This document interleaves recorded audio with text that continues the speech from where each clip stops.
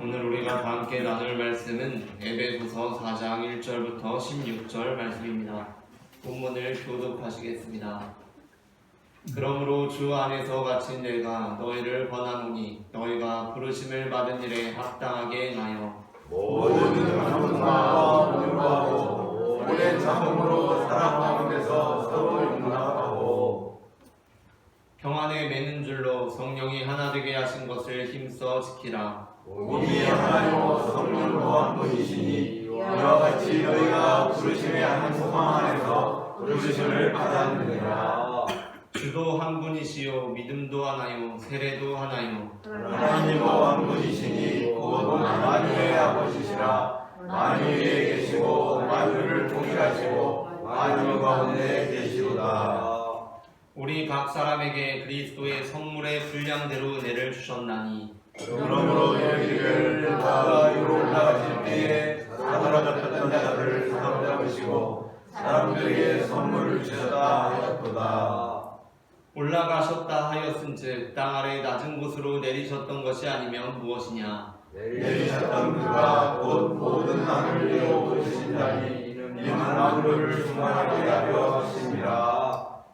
그가 어떤 사람은 사도로 어떤 사람은 선지자로 어떤 사람은 복음 전하는 자로 어떤 사람은 목사와 교사로 삼으셨으니 이는 성도를 온전하게 하여 봉사의 일을 하게 하며 그리스도의 몸을 세우려 하심이라.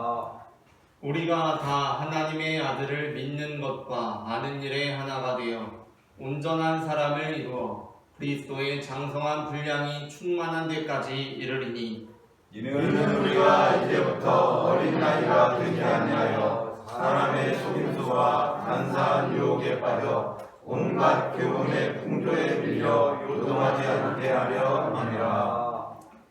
오직 사랑 안에서 참된 것을 하여 범사의 계획까지 자랄지라. 그는 머리니 곧 그리스도라. 그에게서 온몸이 각 마디를 통하여 도움을 받음으로 연결되고 결합되어 각 지체의 분량대로 사하여 그 몸을 자라게 하며 사랑 안에서 스스로 세우느니라. 아멘. 몇 년째 취업을 준비하고 있던 길동이는 이번에도 최종 면접에서 떨어지고 말았습니다. 속상한 마음에 홀로 포장마차에서 시간을 보내다가 그래도 생각난 사람이 지난 몇 년간 함께 취업 준비를 해오다가 지난달 먼저 대기업에 입사한 대학 동기 몽룡이었습니다. 길동이는 몽룡이에게 전화를 걸었고 고맙게도 몽룡이는 길동이를 위로해주기 위해 기꺼이 달려와 주었습니다. 당연하게도 취업에 또 실패한 길동이는 몽룡이에게 상심한 마음을 그대로 드러내며 나는 이제 안 될 것 같다. 더 이상은 하고 싶지가 않다. 이러한 신세한탄을 늘어놓았습니다. 하지만 몽룡이는 길동이와 오랜 시간 함께 취업을 준비한 친구로서 길동이 역시 곧 취업에 성공할 것이라는 믿음을 가지고 있었고 또한 이전에 매번 함께 취업에 실패할 때마다 먼저 실망하고 낙심하던 자신에게 용기를 북돋워주고 다시 시작할 수 있도록 이끌어준 사람이 바로 길동이였기 때문에 몽룡이는 길동이가 다시 일어설 수 있도록 길동이에게 아니라고 분명 오래 지나지 않아 너도 취업에 성공할 것이라고 힘을 주는 말을 해주었습니다. 하지만 그러한 말들이 길동이에게는 큰 위로가 되지 않았습니다. 그래서 결국 길동이의 입에서 야, 너는 취업했으니까 그런 말을 하지. 나는 또 떨어졌어. 또 떨어졌다고. 됐어. 이제 나 같은 놈은 10년을 해도 안 될 거야. 라는 말이 터져나오고 말았습니다. 몽룡이는 함께 취업에 실패할 때마다 자신에게 먼저 용기를 주던 길동이의 눈빛을 하지만 지금은 패배감에 사로잡힌 길동이의 눈빛을 바라보았습니다. 그 눈빛을 바라보며 몽룡이는 안타까워하면서 이렇게 말했습니다. 야 임마, 홍길동답지 않게 왜 그러냐? 그 말을 들은 길동이는 한참을 생각에 잠겨있다가 이렇게 말했습니다. 홍길동답지 않게 홍길동다운 게 대체 뭔데? 라고 말입니다. 인간이 자신을 이해하는 방식에는 두 가지 방식이 있습니다.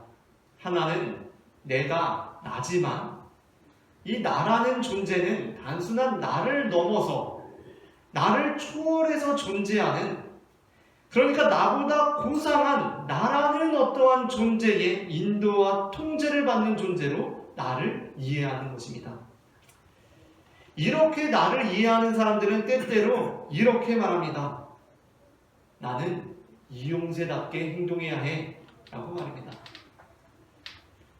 그리고 또 다른 하나는 나라는 존재를 그저 나라는 존재일 뿐 그 이상의 의미도 가치도 없다고 여기는 것입니다.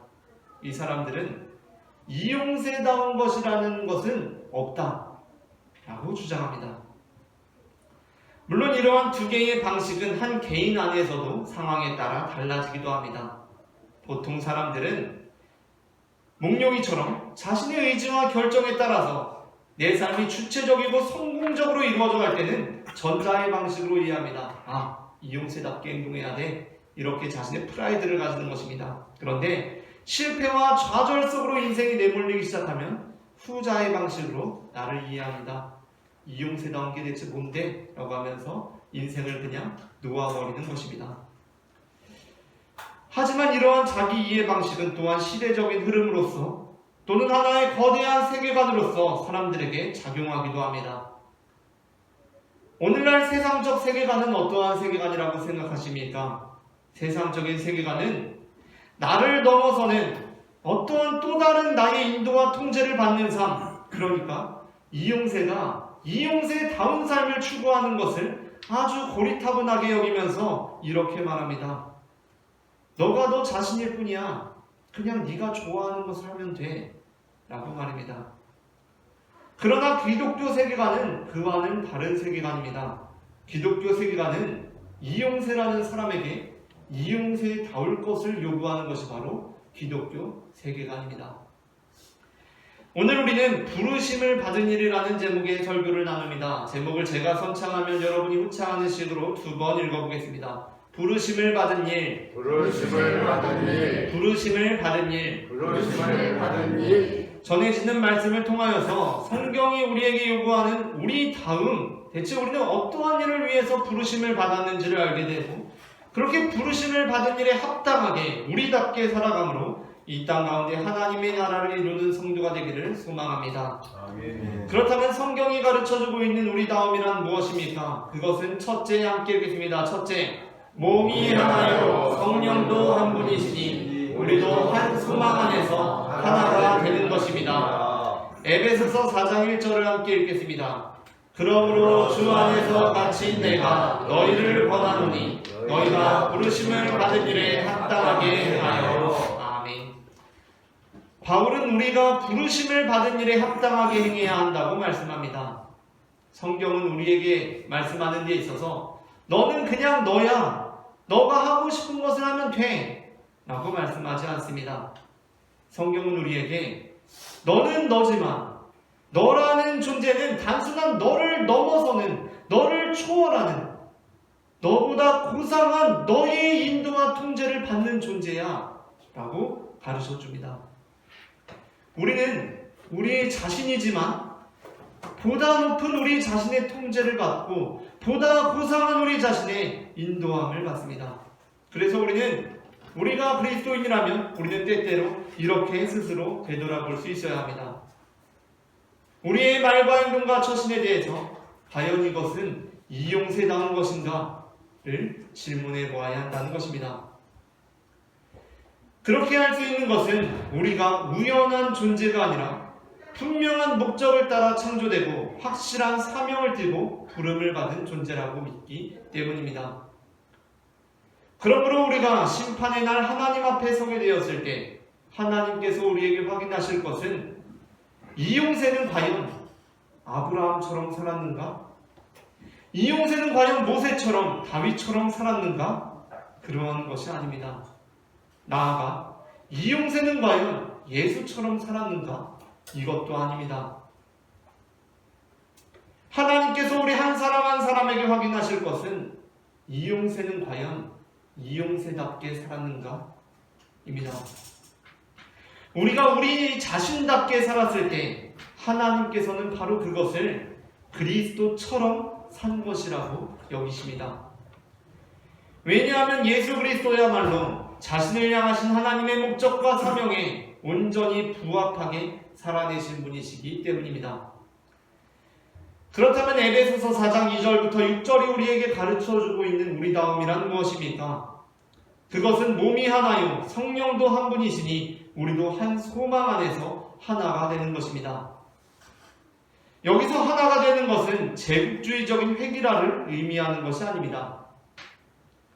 어떤 사람들은 그리스도인이 되는 것을 자신만의 고유한 색깔, 그러니까 빨간색, 파란색, 노란색, 초록색 등을 버리고 그리스도인이라는 하나의 획일화된 색깔이 되는 것이라고 오해하곤 합니다. 그래서 그리스도인이 되면 나의 많은 부분들을 포기하고 내가 좋아하던 많은 것들을 다 내려놓아야 한다고 생각합니다. 하지만 여기서 우리로 하여금 하나가 되라고 하는 것은 다 똑같아지라는 것을 의미하는 것이 아닙니다. 본문에서 우리에게 하나가 되라고 하는 것은 우리로 하여금 서로 용납하라는 것입니다. 2절부터 6절을 제가 한 절 여러분이 한 절 교독하겠습니다. 모든 겸손과 온유로 하고 오래 참음으로 사랑 가운데서 서로 용납하고 동안의 매뉴로 생명하되며 신물을 인도하십시오. 몸이 하나요 성령도 한 분이시니 이와 같이 너희가 부르심의 한 소망 안에서 부르심을 받았느니라. 주도 한 분이시요 믿음도 하나요 세례도 하나요. 함께 읽겠습니다. 하나님도 한 분이시니 곧 만유의 아버지시라. 만유 위에 계시고 만유를 통일하시고 만유 가운데 계시도다. 아멘. 바울은 우리에게 몸이 하나요 성령도 한 분이라고 호소합니다. 이와 같이 우리가 한 소망 안에서 부르심을 받은 것이라고 말씀합니다. 나아가 주도 한 분, 믿음도 하나, 세례도 하나, 하나님도 한 분이시라고 강조합니다. 그 목적이 무엇입니까? 이 모든 말씀은 앞선 말씀을 지지하기 위함입니다. 그러니까 우리는 모든 겸손과 온유로 하고 오래 참음으로 사랑 가운데서 서로 용납하고 평안에 매는 줄로 성령이 하나 되게 하신 것을 힘써 지켜야 한다는 것입니다.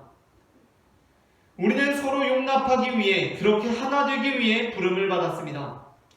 요한복음 13장에서 예수님께서는 우리에게 새 계명을 주십니다. 34절부터 35절을 함께 읽겠습니다. 새 계명을 너희에게 주노니 서로 사랑하라. 내가 너희를 사랑한 것 같이 너희도 서로 사랑하라. 너희가 서로 사랑하면 이로써 모든 사람이 너희가 내 제자인 줄 알리라. 아멘. 요한복음은 우리에게 새 계명을 줍니다. 그렇다면 요한복음이 상정하고 있는 옛 계명이란 무엇입니까? 요한복음이 우리에게 새 계명을 주면서 요한복음이 옛 계명이라고 상정하고 있는 것은 바로 하나님 사랑, 이웃 사랑입니다. 물론 하나님 사랑, 이웃 사랑을 옛 계명이라고 표현한 것은 하나님 사랑, 이웃 사랑이라는 계명을 이전 것으로 지나가 버려야 할 것으로 여겨야 한다는 것은 아닙니다. 하나님 사랑, 이웃 사랑은 옛 계명이지만 우리에게 여전히 유의미한 계명으로서 우리는 천국의 제자된 서기관들로서 이 옛것과 새것을 모두 아우를 수 있어야 합니다. 마태복음 13장 52절을 함께 읽겠습니다. 예수께서 이르시되 그러므로 천국의 제자된 서기관마다 마치 새것과 옛것을 그 곳간에서 내오는 집주인과 같으니라. 아멘. 그러나 마태복음을 중심으로 한 건강복음에 대하여 요한복음이 서로 사랑을 강조하는 이유가 있습니다. 그것은 초대교회가 하나님 사랑을 너무 중요하게 생각해서 하나님을 사랑함으로 이미 서로 갈라서기 시작했기 때문이었습니다. 그것은 초대교회가 열심히 이웃을 사랑하자는 이유로 벌써부터 서로 다투기 시작했기 때문이었습니다. 오늘도 교회가 갈라지고 서로 싸우고 다투는 이유가 무엇입니까? 다 하나님 사랑해서 싸우는 것 아닙니까? 어느 누구도 하나님을 미워해서 싸우지 않습니다. 서로 하나님을 사랑해서 싸우고 있습니다. 어느 누구도 이웃을 사랑하자는 가르침을 반대하지 않습니다. 다 서로 이웃을 너무나 사랑해서 다투는 것 아닙니까? 교회는 하나님을 사랑하기 때문에 이웃을 사랑하자고 서로 다투고 있습니다. 그래서 요한복음은 우리 일단 서로 사랑하자고 말씀합니다. 우리가 부르심을 받은 것은 우리가 서로 용납하기 위함이라는 것입니다. 다음으로 둘째, 함께 읽겠습니다. 둘째, 각 사람에게 맡겨진 일을 하며 그리스도의 몸을 세우는 것입니다. 에베소서 4장 7절부터 12절을 한 절씩 교독하겠습니다. 우리 각 사람에게 그리스도의 선물의 분량대로 은혜를 주셨나니 그러므로 너희를 그가 위에 올라가실 때에 사로잡혔던 자를 사로잡으시고 사람들에게 선물을 주셨다 하였도다. 올라가셨다 하였은즉 땅 아래 낮은 곳으로 내리셨던 것이 아니면 무엇이냐? 내리셨던 그가 곧 모든 하늘 위에 오르신 자니 이는 만물을 충만하게 하려 하시니라. 그가 어떤 사람은 사도로, 어떤 사람은 선지자로, 어떤 사람은 복음 전하는 자로, 어떤 사람은 목사와 교사로 삼으셨으니 이는 성도를 온전하게 하여 봉사에 일하게 하며 그리스도의 몸을 세우려 하심이라. 아멘. 앞서 우리는 그리스도인으로서 하나 되는 일이 제국주의적인 획일화를 의미하는 것이 아니라는 말씀을 나누었습니다. 그리스도인이 된다는 것은 다 똑같은 생각을 하게 되는 것이 아닙니다. 다 똑같은 말을 하게 되는 것이 아닙니다. 그리스도인이 된다는 것은 규격화된 벽돌로 바벨탑을 쌓는 일이 아닙니다. 그리스도인이 된다는 것은 각양각색의 모양의 돌들이 그리스도의 도움을 받음으로 연결되고 결합되어 아름다운 성전을 쌓게 되는 것과 같습니다. 그래서 거기에는 용납이 필요하고 그리스도의 도움이 필요합니다. 그러므로 우리는 그리스도인이 되는 것은 각양각색의 색깔들, 빨간색, 파란색, 노란색, 초록색이 모두 그리스도 색이 되는 것이라고 비유하지 않습니다. 그리스도인이 된다는 것은 어둠으로 인해 그 빛깔을 잃어버린 각양각색의 빨간색, 파란색, 노란색, 초록색들이 그리스도의 빛을 통하여 그 고유한 빛깔을 되찾게 되는 것입니다. 그러므로 우리는 그리스도를 통하여 모두 획일적인 그리스도인이 되는 것이 아닙니다. 오히려 우리는 그리스도를 통하여 우리가 이전에 모두 획일적으로 죄인이었다는 것을 깨닫게 되는 것입니다. 바울은 우리가 그리스도인으로서 제국주의적으로 획일화되어야 한다는 생각에 전적으로 반대하고 있습니다. 고린도전서 12장 12절부터 25절을 한 절씩 교독하겠습니다.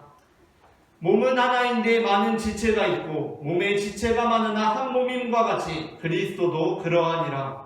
우리가 유대인이나 헬라인이나 종이나 자유인이나 다 한 성령으로 세례를 받아 한 몸이 되었고 또 다 한 성령을 마시게 하셨느니라. 몸은 한 지체뿐이 아니요 여럿이니 만일 발이 이르되 나는 손이 아니오니 몸에 붙지 아니하였다 할지라도 이로써 몸에 붙지 아니한 것이 아니오며 또 귀가 이르되 나는 눈이 아니니 몸에 붙지 아니하였다 할지라도 이로써 몸에 붙지 아니한 것이 아니니 만일 온몸이 눈이면 듣는 곳은 어디며 온몸이 듣는 곳이면 냄새나는 곳은 어디냐.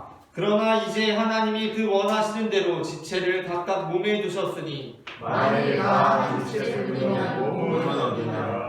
이제 지체는 많으나 몸은 하나라. 눈이 순다고 내가 너를 쓸데가 없다 하거나 또한 머리가 밝더러 내가 너를 쓸데가 없다 하지 못하리라. 그뿐 아니라 더 약하게 보이는 몸의 지체가 도리어 요긴하고 우리가 몸에 덜 귀히 여기는 그것들을 더욱 귀한 것들로 입혀주며 우리의 아름다운 받은 지체는 더욱 아름다운 것을 얻느니라. 그런즉 우리의 아름다운 지체는 그럴 필요가 없느니라. 오직 하나님이 몸을 고르게 하여 부족한 지체에게 귀중함을 더하사 몸 가운데여 분쟁이 없고 오직 여러 지체가 돌보게 하셨느니라. 아멘. 마지막으로 셋째, 과연 우리가 우리다움이란 무엇인가? 우리가 부르심에 합당하게 행하는 것이란 무엇인가? 셋째 읽겠습니다. 셋째, 하나님과 각각의 지체됨을 통해 그리스도에게까지 자라는 것입니다. 에베소서 4장 13절부터 16절을 교독하겠습니다. 우리가 다 하나님의 아들을 믿는 것과 아는 일에 하나가 되어 온전한 사람을 이루어 그리스도의 장성한 분량이 충만한 데까지 이르리니, 이는 우리가 이제부터 어린아이가 되지 않아요. 사람의 속임수와 간사한 유혹에 빠져 온갖 교훈의 풍조에 밀려 요동하지 않게 하려 함이라. 오직 사랑 안에서 참된 것을 하여 범사에 그에게까지 자랄지라. 그는 머리니 곧 그리스도라. 그에게서 온몸이 각 마디를 통하여 도움을 받음으로 연결되고 결합되어 각 지체의 분량대로 역사하여 그 몸을 자라게 하며 사랑 안에서 스스로 세우느니라. 아멘. 앞서 우리는 우리가 하나됨을 위해 그리고 또 각각의 지체됨을 위해 부르심을 받았다는 말씀을 나누었습니다. 이제 우리의 부르심의 목적이 분명해졌습니다. 그렇다면 이제 우리는 그 부름에 합당한 따름으로 응답해야 합니다. 그 응답이 바로 자라남입니다. 믿는 것과 아는 일은 쉬운 일입니다. 그러나 정말 그것이 우리의 생활 속에서, 삶 속에서 이루어지는 것은 부단한 삶의 걸음을 통해 온전히 이루어내야 하는 사명입니다. 오랜 기간 세계적인 복싱 챔피언을 유지했던 마이클 타이슨이 이런 말을 했다고 합니다. 누구나 그럴싸한 계획은 가지고 있다. 두들겨 맞기 전까지는 라는 말입니다. 타이슨과의 대결을 앞둔 어떤 선수가 이렇게 하면 타이슨을 이길 수 있을 것 같다고 인터뷰를 합니다. 저는 타이슨을 완벽하게 분석했습니다. 타이슨이 이렇게 때리면 이렇게 피한 다음에 이렇게 때리면 됩니다. 그러자 기자가 다시 묻습니다. 하지만 타이슨이 이렇게 때리지 않고 저렇게 때리려고 하면 어떻게 하죠? 그러자 이 선수는 그건 역시 별로 어렵지 않은 일처럼 이렇게 말합니다. 아, 그러면 저렇게 피한 다음에 저기를 때리면 되죠 라고 말입니다. 참 그럴싸한 말입니다. 이렇게 때리면 이렇게 피하고 이렇게 때리면 되고, 저렇게 때리면 저렇게 피하고 저렇게 때리면 됩니다. 아마도 그 말을 들은 타이슨이 이렇게 말한 것 같습니다. 누구나 그럴싸한 계획을 가지고 있다. 두들겨 맞기 전까지는. 우리는 간혹 결혼을 앞둔 커플을 만나게 될 때가 있습니다.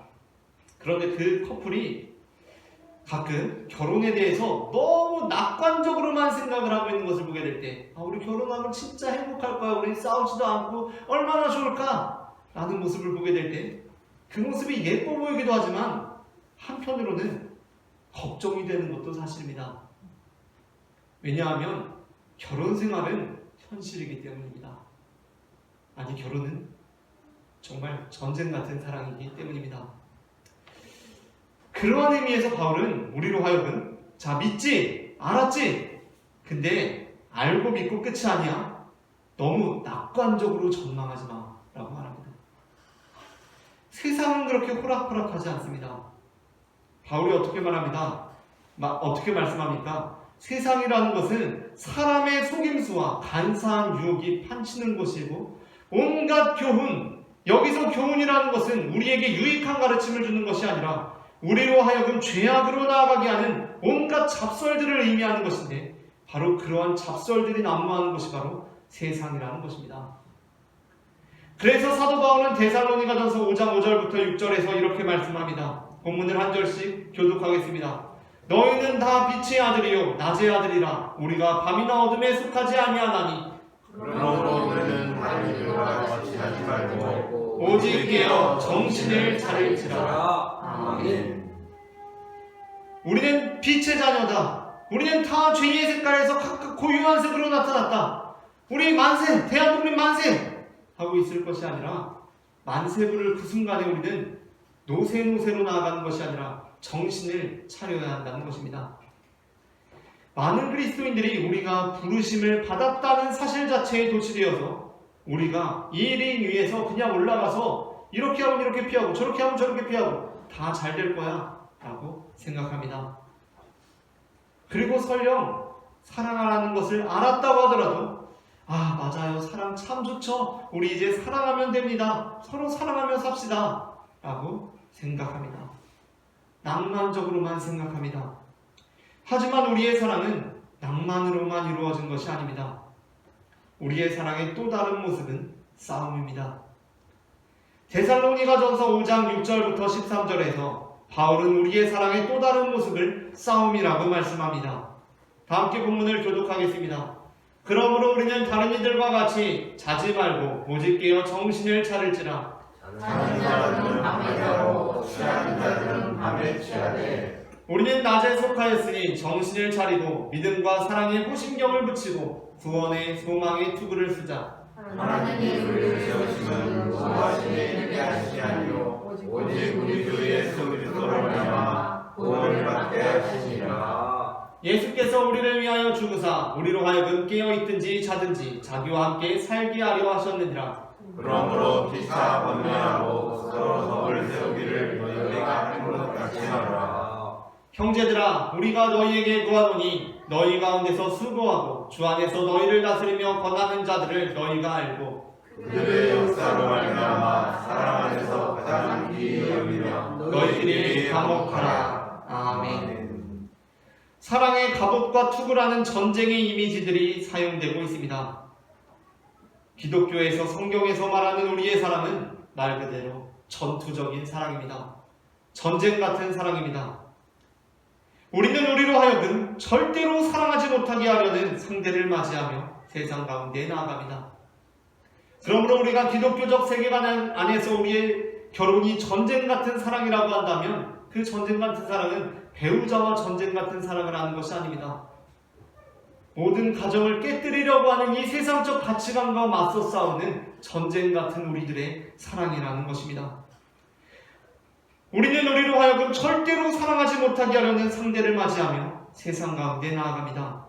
그때 우리는 순진하게 이렇게 때리면 저렇게 피하고 저렇게 때리면 되겠다 라고 순진하고 태평하게 있는 것이 아니라 그러한 강력한 상대를 맞이하고도 기필코 사랑하고 말리라는 각오로 정신을 차리고 우리의 가족을, 이웃을, 원수를 전투적으로 사랑해야 한다는 것입니다. 말씀을 마칩니다. 우리가 부르심을 받은 일은 서로 용납하고 서로 사랑함으로 한 소망 안에서 하나 되는 것이며 각 사람에게 맡겨진 일을 하여 그리스도의 몸을 세우는 것이고 바로 그 일을 함에 있어서 우리로 하여금 잘하지 못하도록 회방하는 세력을 거슬러 장성한 분량이 충만한 데까지 이르는 것입니다. 우리 모두가 그 부르심을 받은 일에 합당하게 행하는 성도가 되기를 축복합니다.